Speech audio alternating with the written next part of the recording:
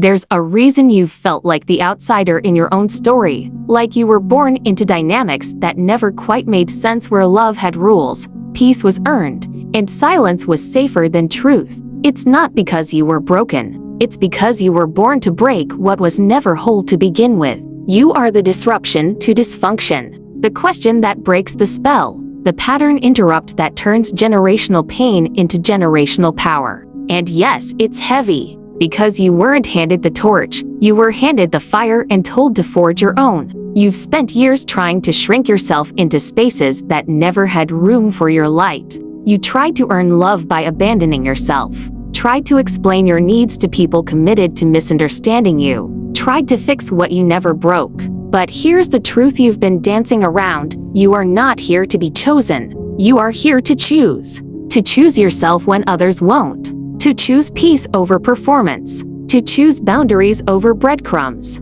Some of the people you loved the most only loved you when you didn't love yourself, because your self-doubt was their comfort zone. Your silence made space for their control. But now you're remembering. Now you're realigning. Now your light is becoming too bright for the stories that once kept you small. You are no longer asking, "What's wrong with me?" You're asking, "Why did I ever stay where I wasn't seen?" Listen closely, this is sacred. You are not here to carry other people's avoidance. Not here to emotionally babysit those who weaponize guilt. Not here to be the emotional crutch for someone who refuses to stand on truth. You're allowed to outgrow people who only knew how to love the version of you that didn't know better. You're allowed to redefine loyalty as something mutual, not sacrificial. Let them say you've changed. Let them call it selfish. Because healing looks like betrayal to those still benefiting from your wounds. You were chosen to say what others were afraid to say,